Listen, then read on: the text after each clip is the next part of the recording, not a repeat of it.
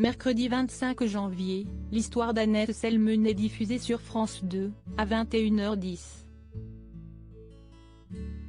Téléfilm inspiré de l'histoire vraie d'une jeune femme juive tuée pour être tombée amoureuse d'un non-juif.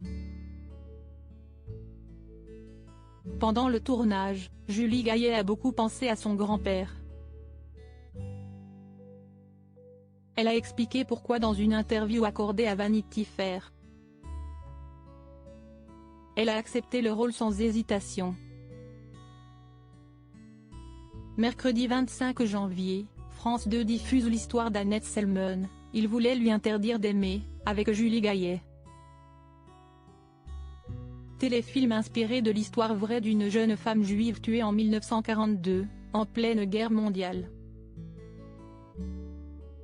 À Paris, pour suivre des études aux Beaux-Arts, elle est tombée amoureuse de Jean Josion. Mais il n'était pas juif. Ni la famille d'Annette, ni la famille de Jean n'étaient d'accord pour cette union. Annette Selmen aurait été dénoncée à la Gestapo par le père de son fiancé, en mai 1942. Elle a été envoyée au camp de Tourelle, en juin, puis déportée au camp de concentration d'Auschwitz.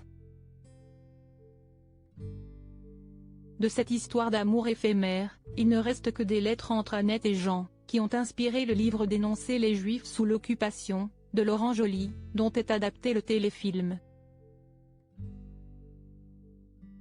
Il ne s'était jamais considéré comme un héros dans l'histoire d'Annette. Julie Gaillet incarne Christiane Josion, la mère de Jean.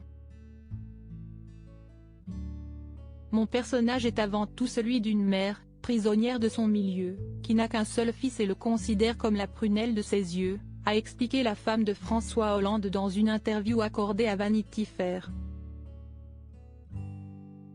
Elle a précisé que pendant le tournage, elle avait beaucoup pensé à son grand-père. Alain Gaillet était un compagnon de la Libération. Il avait compris la folie d'Hitler et du nazisme, et ne s'était jamais considéré comme un héros, a-t-elle confié. Et c'est ce qu'il y a plu dans le scénario de l'histoire d'Annette Selmen, ce n'est pas un film historique avec des héros. Sa force est de se concentrer sur la petite histoire.